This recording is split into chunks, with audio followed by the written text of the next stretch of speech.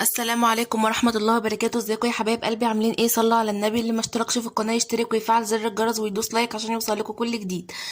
الليفت دوت انا كنت جبته معاكم في فيديو مشتريات. وقطعته برضو معاكم ونضفته، واحنا دلوقتي الفيديو بتاعنا الجميل النهاردة صغنون وحاجة بسيطة كده هنخلي الليفت. طبعا احنا قطعناه زي ما انتم شايفين كده حتت صغننة.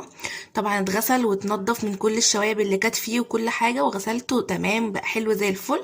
ورحت حطاه في قلب شويه، يعني جبت كيس ملح حلو كده ورحت حطاه في قلبه، وقعدت اقلبه كده وسبته حوالي 4 أو 5 ساعات لحد ما دبل ونزل ميته اهو.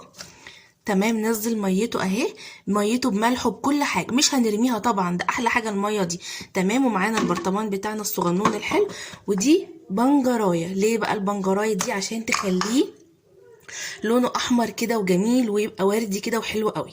تمام، هعبي بقى اللفت كل ده هنا من غير ما احط ولا نقطه ميه ولا نقطه ملح، لان انا كنت حاطه ملح كتير قوي هنا.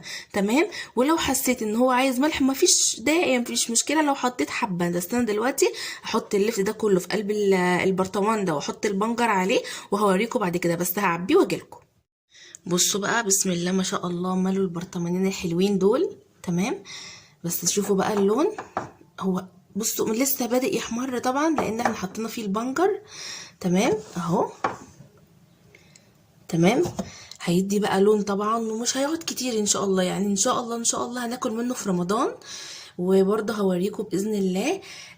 وصدقوني اللفت ده بيعملوه بالطريقه دي بسيطه وخفيفه، مفيش فيها اي حاجه، بس انا زودته كمان شويه ميه لان الميه بتاعته كانت حبه صغيرين. تمام. هنسيبه بقى في المطبخ بتاعنا ونسيبه براحته خالص وقت ما يتخلل، وبرده لما ان شاء الله اجي افتح عليه هوريكم باذن الله. وجربوا الطريقه دي وان شاء الله يا رب تعجبكم. ما تنسوش الاشتراك في القناه وتفعلوا زر الجرس وتدوسوا لايك عشان يوصل لكم كل جديد. ومع الف سلامه.